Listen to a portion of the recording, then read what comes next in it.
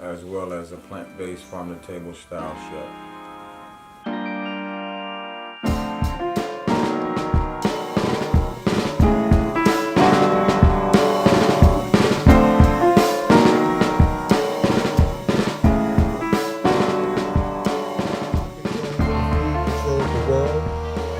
You know that one? Let thy food be thy medicine thy food, right? So if someone's going to say, does anybody feel like that? Like, yeah, let thy food be thy medicine and thy medicine thy food. Who feels like that? Okay. So now, let me see this real show of hands. Who feels like let thy food be thy medicine and thy medicine thy food? That's almost everybody in the building. Okay. So this is how we're going to make sure you'll get closer to that point if you're not already there. Now, everybody put your hand down. Now, how many people are into production of food? The growing, the farming. How many? So the number of hands is way less, right? Okay, I'm gonna have to go somewhere with this, so just bear with me. How many people are into aggregation? That would be the gathering. So the production, come here, brother, real quick. As a matter of fact, I got the other farmer here. He's the real farmer, but you both come because we need another farmer with the farmer. The farmer that actually grew this stuff on the table I'm working with today. But y'all act like y'all working in the field. Go on. Come on. Y'all farmers now? Come on. Do something. We about to have fun with the girl. Do something. Here you go. Here's a tomato for you and a tomato for you. Here you go. There you go. Okay? You ain't supposed to eat it. You're supposed to. You growing it. I know that's right. Okay, so, and now, you grew the food, and you got the food. Y'all both got the food. But if you grew the food, you still had to, what? Well, you had to get the soil right, but you had to get the food together. But you got tomatoes on this bunch, but you got tomatoes on this bunch. You got tomatoes on this bunch. So you got to aggregate. You got to gather those so that we can put them in something to sell off to the next person, right? But I'm saying, how many people are in the aggregation? That would be the gathering of the vegetables after the production was done. So the hands are much less again. Okay, then how about the distribution? After I gathered it, they grew it, I gathered it, and now Duran wants it, but Duran is in, what is it called? What's that other, Chartersville? Yeah. Duran's in Chartersville, so we got to distribute the food that they grew, that I gathered, and we got to get it on to him. So how many people do that? Like pushing the food from, anybody? No? Okay, now, how many people eat food every day? Everybody. See what I'm saying? Okay. And now, how many people are into restoration or cultivation of compost?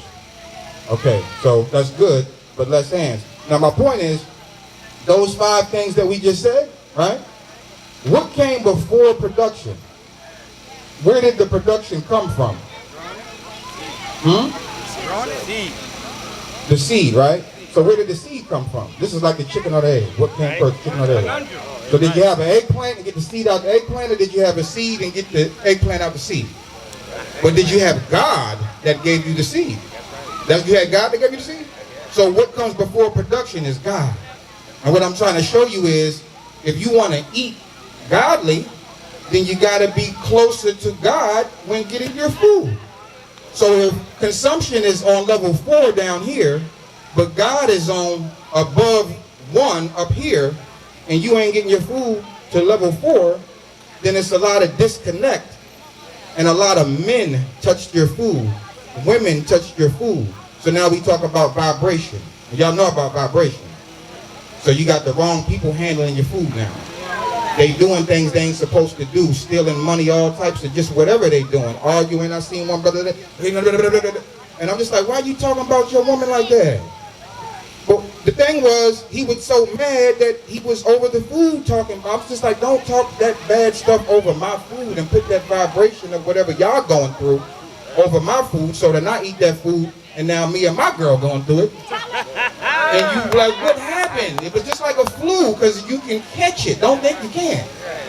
You know, so my whole point is just to try to get closer to God in the process of eating your food, and the only way you can do that is start to work with the production, work with the aggregation, work with the distribution, work with, of course, we want to do consumption, and then the restoration.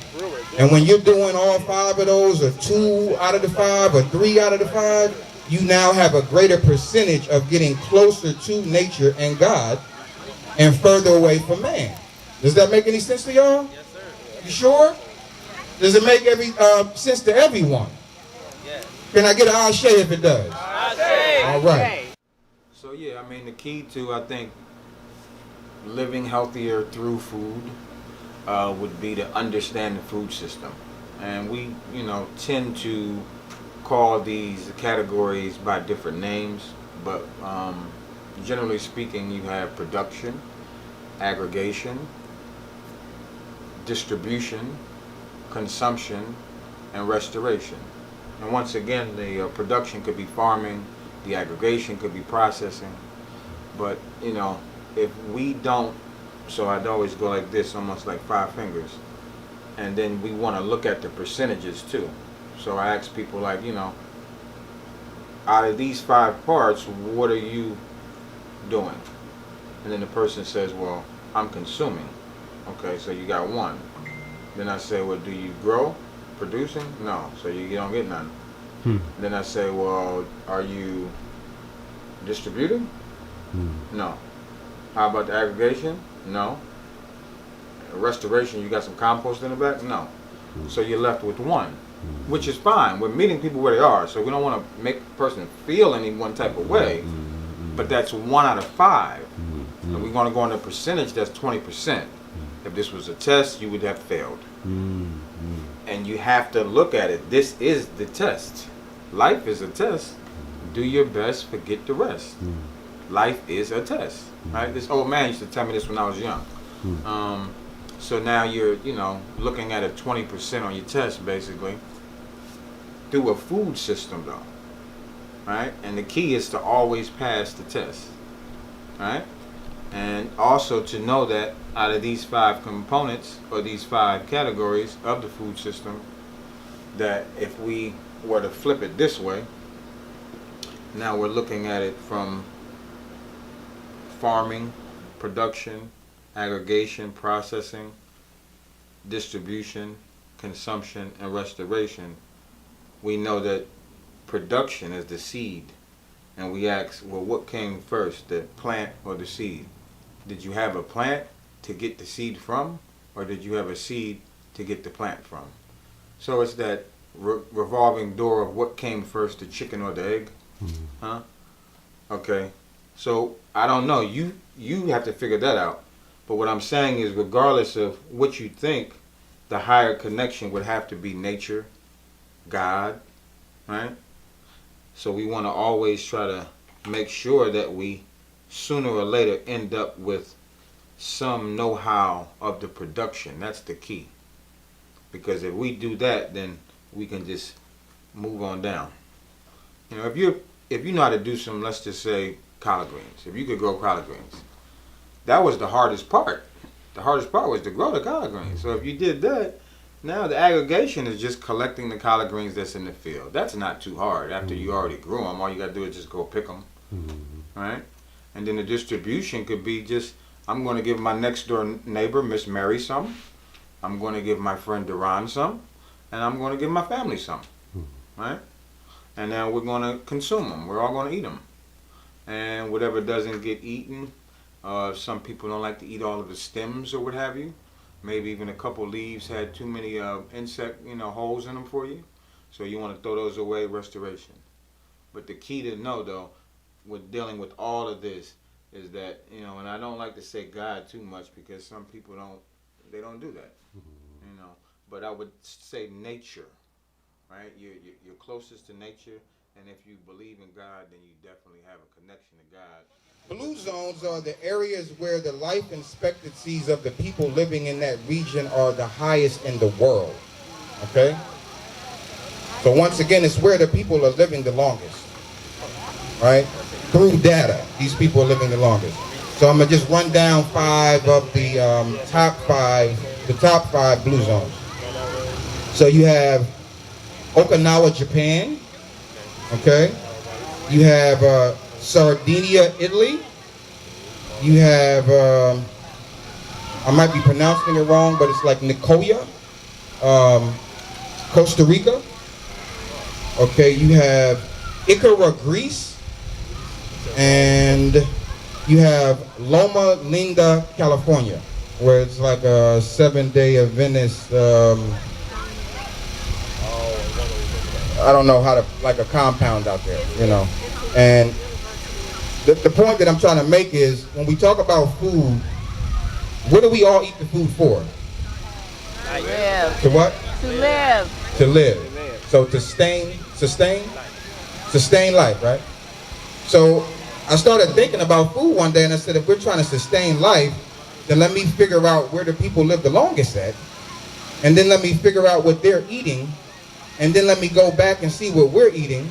And then check our life expectancies and see if this makes any sense to me. And it sure made a whole lot of sense. I started looking at the numbers and looking at the diets and I said, wow, all of these places I mentioned, they hardly eat no meat. Like hardly any. And if they do, it's a very, very small amount. Okay? So I'm not here to try to turn you into a vegan, turn you into a vegetarian, any of that. But I'm just trying to make sure that as black people, we have a chance, and not just black people, all people have a chance to live with longevity, right?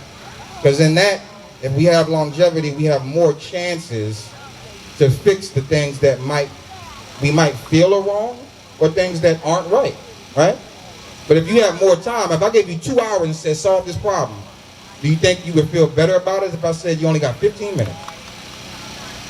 What would you want? Would you want the 2 hours or the 15 minutes if I said solve the problem? 2 hours, right? So this is the same with life. Would you want to have 90 years? Because some of these places are expected to live to 90, 92. Where here in America, it's like 74, 76, something like that. Perfect example of Aretha Franklin. How old was she? 70, so right on the money. Was she vegan or vegetarian? Did she eat a lot of meat? Probably. Yeah. So the timing is right when we start to look at these diets, right? So I just wanted to point that out real quick. In the morning on, Let me see what else. We didn't have bacon all the time from her kitchen table. Every day of the week. It was more of like a special occasion type of thing when she would cook the whole full breakfast with the meats. But like I said, I would go to the deli and get the, sandwiches from them. But the first thing I thought of is, once again, those flavors. It was just like salt, but then sweet, right? So that's the curing, is the salt, and then the sweet. But now as a nutritionist, I can't really do sugar. So how am I going to bring it back? Oh yeah, maple, which has a low glycemic index of 54, which is under 55. So anything 55 or under is considered low. And we know that, we tie all of this in, diabetes in the black community and how high are these numbers, extremely high. So we want to make sure we're doing all of this at the same time. Because think about my grandmother, her sister had diabetes, that's my aunt. And then my other aunt got diabetes, and then my uncle got diabetes. So for me, it was a culmination of everything. It was restoring restoring family tradition, but at the same time, connecting the same flavors that I remember and that everybody else in the farm, on the land today will remember. And just, being myself when doing it. Right. Never feeling like there isn't any pressure. Right. You can't go into it like that because now you're super comfortable, and that's where all of that extra love's going to come from. Never feeling too anxious or too nervous. For what? 'Cause this is good food and good people. So I think a lot of times chefs, they start to do that too. They start to kind of get frazzled by what's going on, and now you can't put as much love into it because you throwing these other emotions into it. All right. So the key too is to always remember to place that love in the food. Right? That should be almost the first spice, right? The first seasoning is that love. So I came with a whole lot of love, memories from my grandmother, and just, bring them to the table today. And when we talk about the eggplant bacon, the one good thing about it is sustainability. So, we always talk about the zero waste and the composting. So now you have to think about the life of an eggplant. How long would it have to live? But if we dehydrate it, now we prolong that shelf life, and then we could even vacuum seal it to even take that further, and we don't have to lose out or have waste when we talk about our food. So it was a lot of key components, but zero waste, top of the key, family tradition, top of the key, and so he had mentioned nutrient dense, right? And how important that is to farming and how important it is to us. And he, Duran also mentioned he meant to say 108, but he said 56, talking about the elements of the body and all of that. And so what we need to know is, if you cook it, you kill it. That's right. Okay? Because heat at the temperature of 115 starts to kill the nutrients in the food. It's just what heat would do. It'll just break it down, right?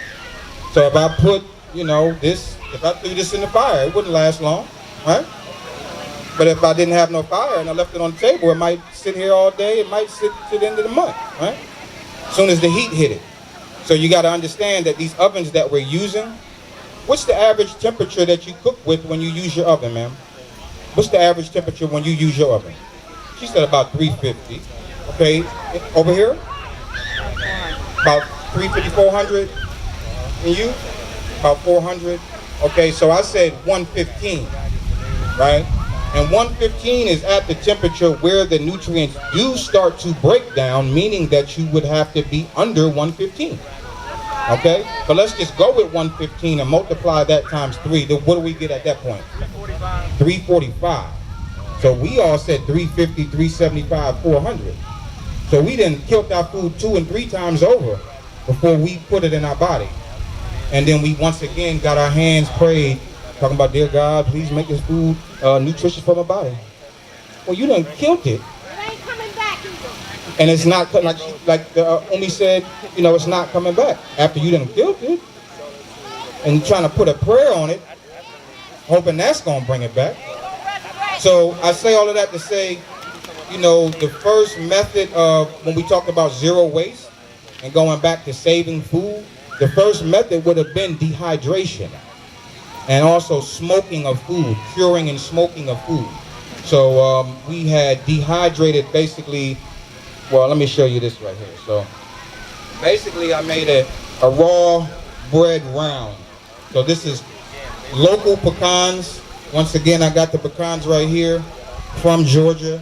I could trace it back to the pecan farmer, so I know exactly where my pecans came from. I used some flax seed, some cherries, raisins, little seasoning, spice, and I dehydrated these, okay? So you have a raw bread bite. All right, from there, I took Farmer Johnny's eggplants,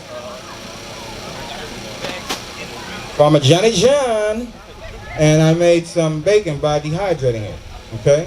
So once again, everything's under 115, that's your bread and your bacon. Now, they call it a BLT, right? As I was growing up, that's what they were serving me, BLTs. But as I got older, I started to develop a palate that was really wanting other things, right? Like I'm tired of lettuce because I done had lettuce in every salad that I had since I was 2. So by the time I'm 40, I don't even really want too much lettuce anymore. So for a BLT, I'm like, let me do basil now. That's going to be my new lettuce, right? So it's, you got your raw bread, you got your raw eggplant bacon, then you have your raw basil, and then we're going to do a cherry tomato on top. And then I did, just because I knew I was coming for a lot of black people, I brought some cheese. Stop acting like y'all don't know hot sauce and cheese on everything. Stop buying. Brother had hot sauce on his watermelon earlier. I mean, he was like, really? You know what it is. I mean, hot sauce in the swag bag. I mean, sisters got hot sauce in the swag bag. They got, they doing sriracha keychains now. But I mean, it would be crazy if I seen Texas Pete, Louisians, or Franks on a keychain. But the Asians, they do got sriracha on a keychain now. That's hot sauce in your swag bag. But you know, so I was just playing with y'all, but really not, because you know, black people do love cheese. So I said, okay, I'm gonna bring some cheese too, right? But this is cashew cheese I made this morning with cashews, a little nutritional yeast, some fresh lemon squeeze, a little spice in there, and some coconut cream. So I made it like a coconut cream cheese drizzle, almost like a queso, but raw. Okay. So I'm gonna go ahead and put this together real quick. And anybody that wants to can come up. And even if maybe one or two people want to help a little bit, I can give you some gloves. I can have you either put the tomato or the basil on the bites. And we'll do about 50. We're gonna stop at 50, but we will definitely give out about 50 of these bites. Okay? Sound good? All right, we'll talk again after we eat. All right? Okay. All right, let's do it.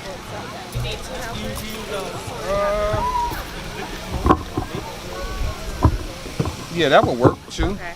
Would be plenty. Yes. I mean, we want to need engage the community. We don't want to just yeah. So we got 2 volunteers for you.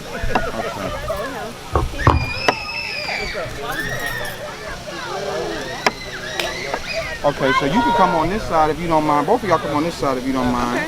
And then I got some gloves over here. And if you're not scared of the knife, you scared of the knife? On the top of the list for best practices when it comes to presenting plant-based lifestyle, and we'll say plant-based lifestyle instead of vegan, because somebody might have a leather belt on, somebody might got some leather shoes on, or whatever the case may be, you know. But so we're not talking about that part of it. We're strictly talking about the food. And I think the most important thing to do is to meet people where they are, right? So I don't expect anyone to meet me where I'm at, because I might be 7 years into it. I could be 21 years into it. And if you're just stepping in the door, how could I expect you to meet where I'm at? But I can come meet you where you are, because I remember the time when I was standing in the door. So that's how I treat people, you know, when we do our facilitations, programs, classes, even catering. You know, you'd be surprised how many people don't know the possibilities of how plant-based could go. So people are just like, you know, what can you fix? I'm like, I can fix anything. I'm like, oh yeah, I gotta meet you where you are, because you don't understand that I can fix anything. You still think that means no cheesesteak, that means no pizza, that means no, and then I have to reiterate, no, I can make pizza, I can make cheesesteak, I can make, you know, and once again, meeting them where they are, and they're at that beginning level of understanding. If I ask them to meet me where I am, I might be in a professor level of understanding when it comes to plant-based. So, you know, I made sure that that was first and foremost today, to just, you know, bring it to the person and not expecting the person to bring it to me. And when you do that, now you give a person the option of, do I want to buy in to what I'm seeing today? And that's how it feels. It's like, you know, I can or I don't have to. But a lot of times I'm in situations to where I see people trying to teach, and it's like they're pushing it on the people so much and so hard that they're pushing people away in the process. And we don't want to do that at all. I mean, you know, it's trying to get as many people to shout out the Vegan Action. The 16th annual Happily Natural Day was a great success. We appreciate all that you've done to help. And you can find me at kingsapron.com, King's Apron on social media. That would be like a Twitter or Instagram at King's Apron.